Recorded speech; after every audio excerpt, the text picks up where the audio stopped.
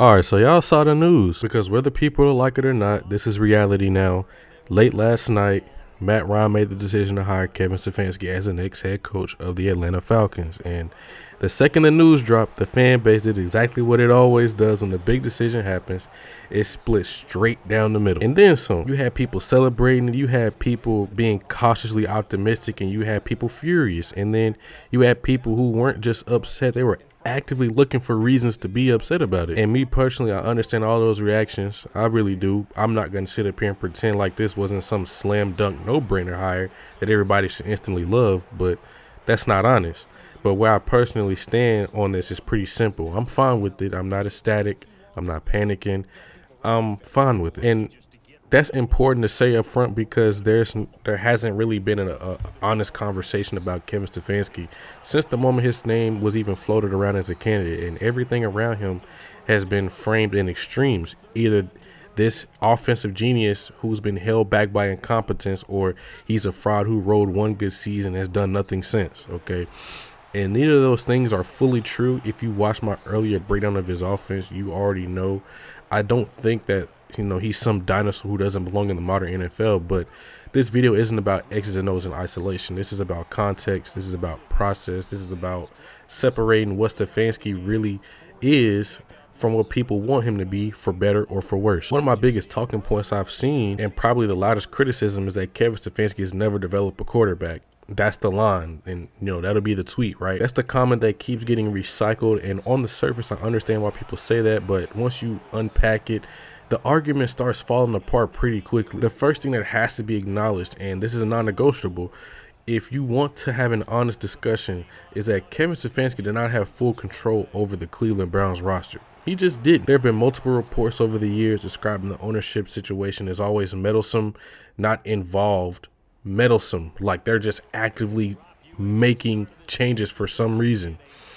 And that distinction matters because there's a difference between ownership being informed and ownership stepping in and overriding football decisions. The clearest example of that is the Deshaun Watson trade. They traded 3 first-round picks in back-to-back years.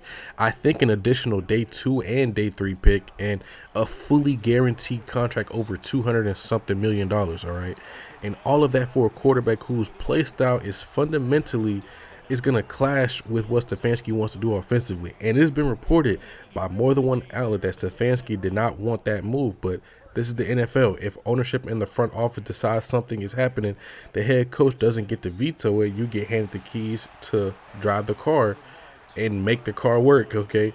Even if you didn't pick the engine. And from a process standpoint, that move was awful, just objectively awful. Cleveland was not a quarterback away. They're not a stable organization. They are not a team with a surplus of talent and draft capital they could just spend, okay? They were a team that had just regressed, still had roster holes, and decided to push all their chips into the middle anyway. That's not the same situation that, fans kind of draw comparisons to with Atlanta. And like when people talk about Atlanta trading their picks away and being aggressive, you could see why, okay? We have the pieces to do that. Right, we had a Bijan, a Drake, a Kyle, a good offensive line, a good defense in order to do that. It's really not comparable, and pretending it is tells me you're not actually engaging with the context. All right, now layer on top of what the Watson thing happened and who he is as a quarterback. Really, he's a ball holder, and he always has been.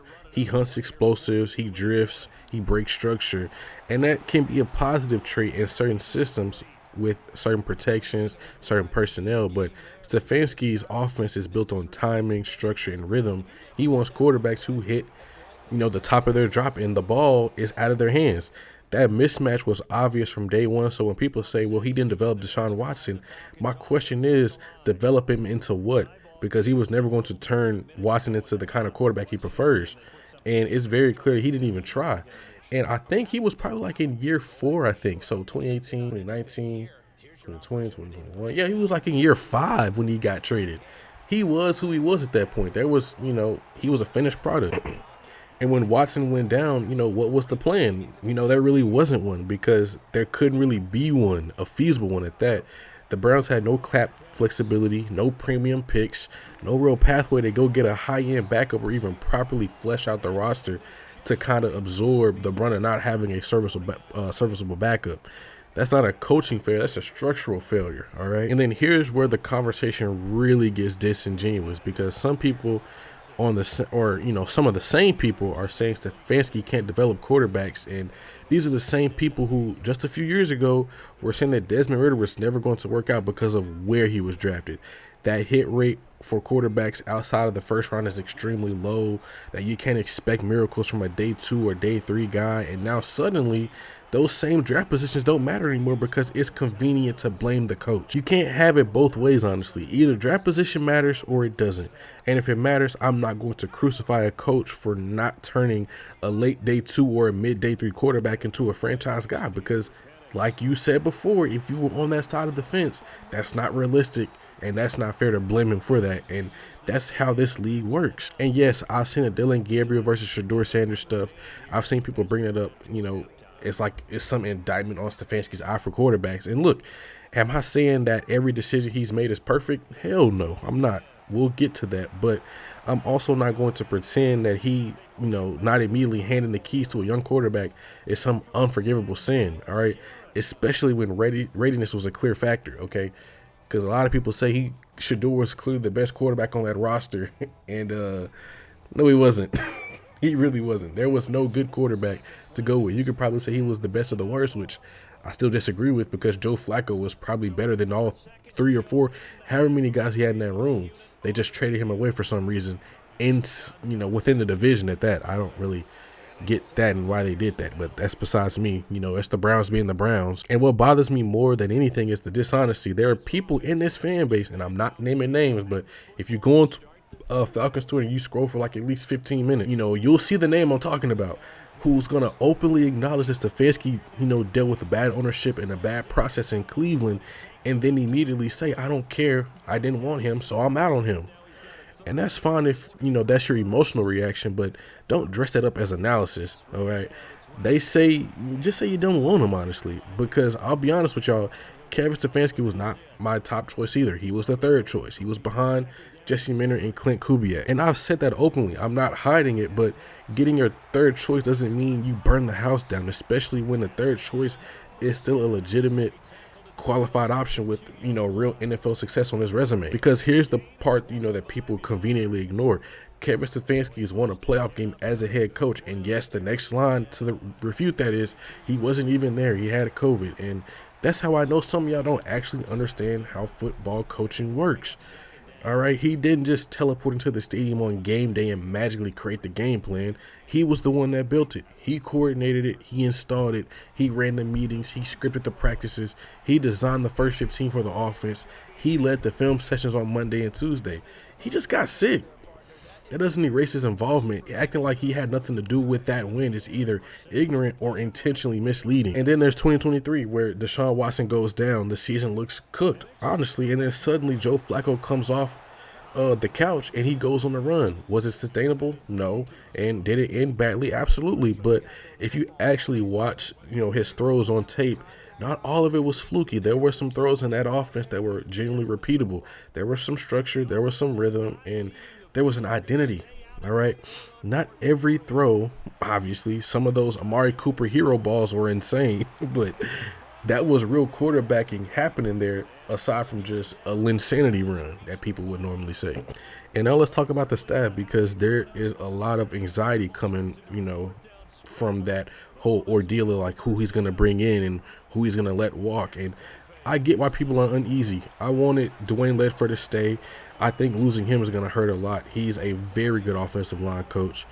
And then you look at Tommy Rees, the pass game coordinator in 2024, offensive coordinator in 2025, and the narrative became Stefanski gave up play calling because he was bad at it. So I want to look at the splits, and then here's the truth, all right? The offense got better. Not good, but it got better. It went from dead last in the league to 23rd, and that matters because context really matters. They were in cap hell. They didn't have premium picks. They were in one of the toughest divisions in football. That doesn't excuse everything, but it does explain a lot.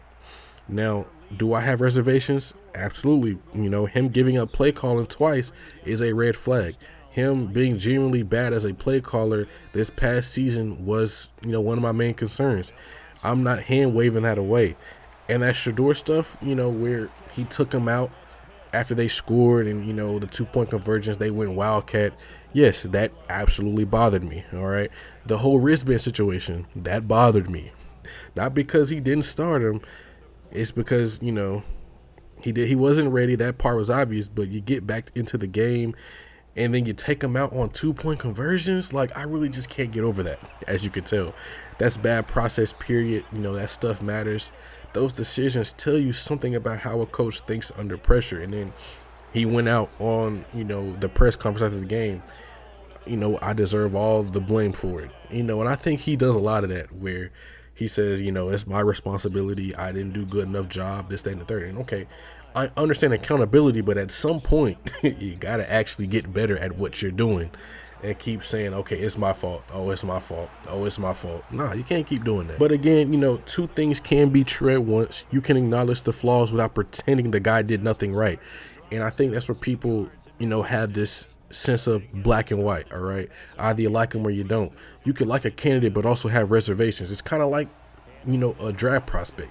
You could like a prospect, but you could also have your questions about him as if to, can he really fix this issue right here? And if he can, he's going to be a good player. If he can't, I don't know how he's going to pan out in the long term. It's quite easily just that easy to compare it to. But, here's why I think the offense will be better in Atlanta. For the first time in a long time, Stefanski will actually have a quarterback to build around. He came in with Baker in 2020, and that worked until the injuries and the off-the-field stuff started piling up and their relationship soured. That happened. Now, if you can get just a serviceable quarterback to play for 2-3 games, maybe, this offense can function. And if Mike is back, and I think he will be, I actually think the fit makes sense, especially in the shotgun play action game. Stefanski is not under center or bust, okay? He doesn't, he does work out a shotgun, motion, misdirection, protection variations. He can work around limitations, all right? And you look at the roster, Bijan Robinson, Drake London, Kyle Pitts, hopefully he stays. This offensive line is one of the best Stefanski's ever worked with as a head coach, and that matters. Do we have a Myles Garrett? No. Do we have a Denzel Ward? No. But do we have a collective defense that can be good? All right.